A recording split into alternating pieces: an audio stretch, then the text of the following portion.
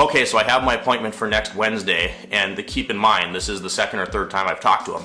Very adamant about getting his car here to get it looked at. So then Wednesday rolls around, and the appointment is at 9 o'clock in the morning, right? So I make my coffee, I'm here about 7:30, I clean up in the other bay, I get another car out, I do some invoicing. It's like 8:45, nobody's here yet, whatever. 9 o'clock rolls around, 9:05, 9:10, and finally I'm like, you know what? 9:15, I'm gonna call this guy. Oh yeah, I'm really glad you called. I didn't have that in my calendar. You know, it was, you can just scratch that, and I'm sorry. And I'm like,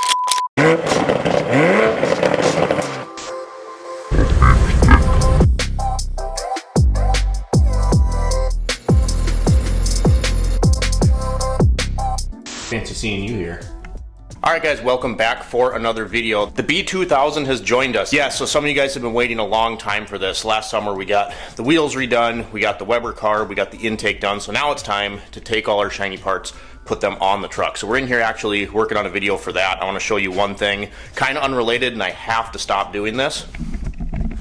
So this is obviously just the mock-up grill, you guys know that. The Toyota bumper, the brackets, all that stuff is ready to go. But I got it running, and this thing was, oof, just the ring around the filter was full of mouse poop. Got a battery for it, and this battery tray looks terrible. Like it drives me nuts, and there's more mouse poop in there. So I know this really doesn't matter and I could clean it, but we're actually gonna, use this little trick here. I've showed you this before. Citric acid, I'm gonna pull this out of here, soak it in here, and then we're just gonna paint it. I'll probably use, just something like this for now. I could send it over to Jeremy and get it powder coated, but I want to get moving on this thing so we can get to some shows. So yeah, be watching for this. We're working on this video right now. Glad the B2000 is back. Right now in this particular video, I just wanted to talk about something. It has to do with customers, and this is just stuff that you really can't make it up. I couldn't make it up if I tried. I would like to preface this by saying most of my customers are absolutely fantastic. I have, I would say 85–90% of my customers are fantastic to deal with, and I'm very, very grateful for them. But once in a while, these things happen, and it's business. How do you deal with it? Whatever else. But it's just, but it just blows my mind. And it's one of those things, if I didn't tell you, you can't make it up. So I'm gonna get set up. We're gonna talk about it. Alright, so I actually have two little customer snippets for you here. If you're new to the channel, most of the time in the shop, it is just me. My buddy Ryan is here sometimes. We work out kind of on an independent contractor basis. So this particular week with these two customers, I just planned on just having me here. Ryan had other obligations. He was working out at the farm. So just me, get the schedule down to a T so that you can accommodate all of your customers. Typically, I try to have things planned out at least a week in advance. If the shop's booked out 2 weeks, generally I'll have a will call list, but I try to get back to people and have my schedule for the following week finalized at least by the beginning of that weekend, right? And most people understand this. I don't do walk-in appointments. I just don't, because it's just me. It doesn't work. I only have the 2 bays, and it just doesn't make sense. So everybody gets an appointment. And of course, you guys, when I tell these stories, I'm not going to give you like the person's name or their license plate, anything like that. So this first customer, let's just call her Sarah, right? So Sarah texts me, there's a few texts exchanged, and we end up booking her an appointment for, let's say it's a Tuesday, right? And I say, okay, Tuesday morning, I got you down for, X time. Well, closer to her appointment, I just confirmed that, right? So the night before, I was like, hey, just a reminder, and I kind of have like a little auto text thing set up that I sent. It's not an auto text, it's me, but it's the same message to everyone, right? Just to confirm in the event that they made their appointment, let's say 4 or 5 days beforehand. So she messages me back, and she's like, actually, no, I'm not going to come because it's going to be really hard to like find a ride there and like be without my car and stuff. Okay, well, okay, so you need your car looked at, and it's this, apparent emergency, and you're worried about it. You make an appointment, and then if I didn't reach out to you, what was the plan here? Were you just not going to come? That's the part that baffles me, because now I've made time in my schedule for you to be here, and you're not going to be here. But it gets better. Because then the conversation goes, well, do you have anything else like the rest of that week? And I'm like, no, I set your day for Tuesday because I build the schedule, and everybody else has these days. The shop's booked up, so that's the day I had for you this week, right? So then she's like, oh, well, I would still like to get it looked at, but, maybe not right now. So then about a week goes by, and I get another message, and it's like, hey, I had this other shop look at it, this is what they think it is, and I'd still like to get your opinion on it. I'm like, okay, well, I can look and see, what I have available. She goes, well, what's the shop rate? I tell her shop rate, never hear anything again. So I don't know necessarily if you know, I was being price shopped, or it's just, you had an appointment, and what was going to happen if I never reached out? Were you just not going to show up? Because again, one-man show, and I set this appointment specifically for you, and then you don't show up. So, you know, sometimes I'll have a car that's waiting on parts, or, you know, that has an appointment in a couple days. The parts are here. I just had other things to do, so then I can work on those. But sometimes that doesn't work out. And if it's that last minute, there's always a handful of people that I can call and be like, hey, something fell through. I can get your car in now if you want to come. But again, when it's that last minute, most of the time, those people cannot make that arrangement. You know, they're like, oh, well, it's the same day, I can't get it over there, which is understandable. But the point is, super inconsiderate, right?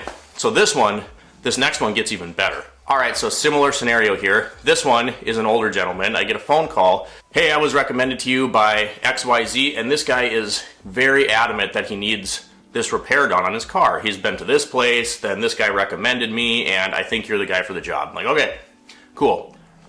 And he goes, hey, I'm actually going to be in your area on Saturday and Sunday, you know, and I'm like, well, unfortunately, I try not to work Saturdays and Sundays. You know, sometimes I'm here catching up, but for my own sanity, you guys, because it's just me, I try not to do that, you know, because at the end of the day, you need a break. So I do a lot of the times, but I don't specifically set things up to work on Saturday or Sunday.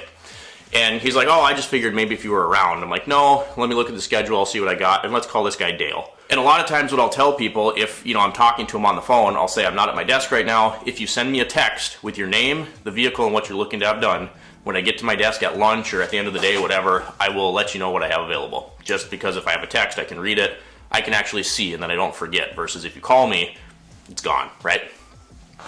So I get the text, whatever, and I look at the schedule, and again, it's probably like 6 days out. I had somebody fall out of an appointment and had to reschedule, so I have this random Wednesday open in like the next week. So I message him like, hey, I had someone that had to switch their schedule around. I have Wednesday, you know, of the following week. Would you like that? He goes, yeah. Well, now this repair potentially, from what he was describing to me, could be kind of an all-day or 2-day repair. So again, that's all I put in the schedule for that day. Because I don't want to overbook myself and then not be able to get everything done, you know, in a good amount of time. So then Dale calls me again, and he goes, okay, so I have my appointment for next Wednesday, and keep in mind, this is the second or third time I've talked to him, very adamant about getting his car here to get it looked at. And I said, yes. And he goes, okay, well, this is what it's doing. Again, I'm like, yep, you described that, and it kind of sounds like it could be XYZ. I'd have to get a look at it. Well, this other shop said it was this. And I'm like, well, I understand that, and it does make sense based on what you're telling me, but I'm not going to go off of what they say. I want to look at it myself and come to my own conclusion. Could we come to the same conclusion? Yes, but I'm not going to trust somebody else's check over and diagnostics. I want to do my own, right? It just makes sense. So again, he's like, okay, so this appointment is set, and now we've confirmed it 2 times. So then we get to the weekend, and a lot of times, you guys, it's hard to turn business mode off. I'm getting better at it, but it's Saturday in the afternoon. I'm in my kitchen meal prep, and I got music going, and my phone starts ringing. I look at it, and I'm like, don't recognize that number, so I click on it. Hello? Hey, Jarrett, this is Dale. And I'm like, oh, hey. And I'm thinking kind of, Saturday, why are you calling me? Hey, so I'm in the area, you know, if I could swing by. And I'm like, Dale, I already told you, I don't work on the weekends, I'm not at the shop, so that's not going to work. Your appointment's on Wednesday, right? So we'll get it taken care of. I'm just not going to take time out of my day off when I'm not even at the shop to specifically come cater to you. And he goes, oh, okay, I just figured, you know, maybe you were there tinkering on your own stuff and you could take a look at this now. Okay, again, if I'm not working and say I am there working on my own stuff, why would you bother me? This is just, it's incredibly inconsiderate, right? So, friendly enough, whatever. And then he goes, well, what I need from you right now is the other thing I was wondering. If I can't come today, that's fine. But if you don't ask, you never know. And I'm thinking, you already asked me this.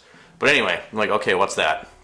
And he goes, I want to know how much this is going to cost. And I said, again, Dale, I'm not going to give you a number over the phone.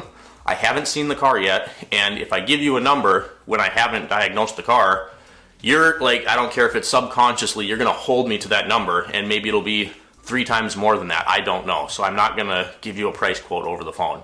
I'll see you on Wednesday, okay? And he goes, yep, okay, I'll see you Wednesday. So then Wednesday rolls around, and the appointment is at 9 o'clock in the morning, right? So I make my coffee. I'm here about 7:30. I clean up in the other bay. I get another car out. I do some invoicing. It's like 8:45. Nobody's here yet, whatever. 9 o'clock rolls around, 9:05, 9:10, and finally I'm like, you know what? 9:15, I'm gonna call this guy. So 9:15 hits, and I call him. So I call him, and he goes, hey, it's Dale. And I said, yeah, this is Jarrett with Shift Wrench Repeat Auto Repair and Detailing. He goes, oh yeah, I'm glad you called. I said, well, we had an appointment set up at 9 o'clock today to look at your vehicle. Oh yeah, I'm really glad you called. I didn't have that in my calendar.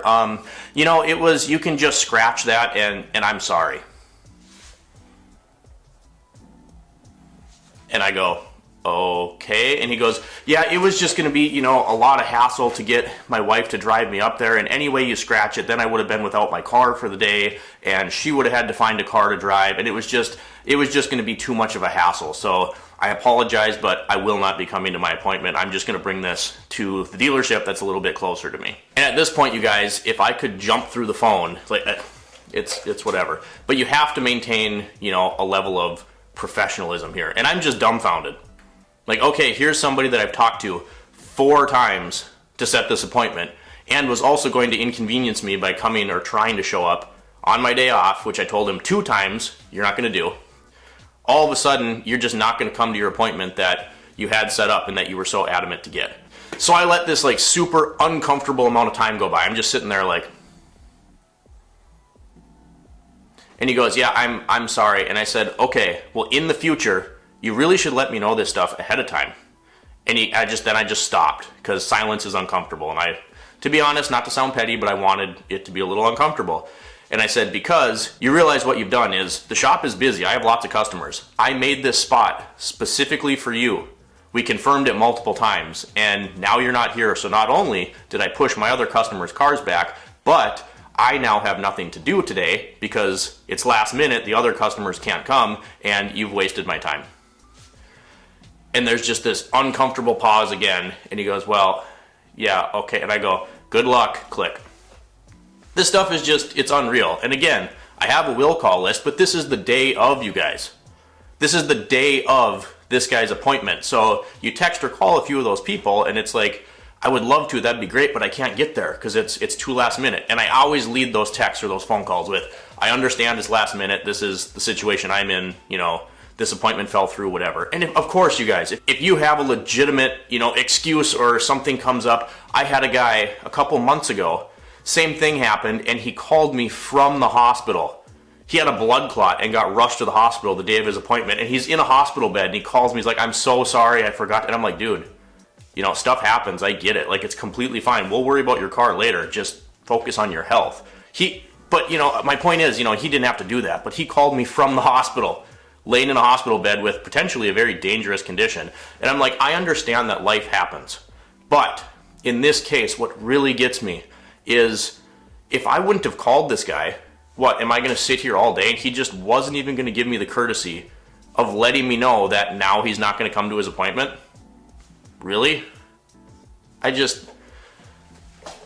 I realize this stuff happens in lots of different, you know, spots in life and lots of different industries, but it seems like only mechanics, like, you're going to go out of your way to inconvenience me and bug me over the weekend and think I'm going to drop everything I'm doing to, you know, because you want something done, but then you don't even have like an ounce of decency to call me and tell me you're not coming anymore. You just can't make this stuff up, you guys. You really can't. So that's what I had, guys. Just a little discussion rant. I'm going to get back to the Mazda here. It's time to get all those shiny parts on there that we worked on last year. It's Sunday. I'm just going to chill, tinker on this. I just wanted to pause and, you know, tell you about that, because it's just, in my mind, you can't make this stuff up. You really can't. And once again, I'm very grateful for the good customers that I have. It's just, when this stuff happens, super frustrating. Thanks for watching the videos, you guys. Be on the lookout for more of the Mazda content that's going to be coming really soon. If you enjoyed the video, give it a thumbs up. Thanks for watching. As always, we'll see you next time.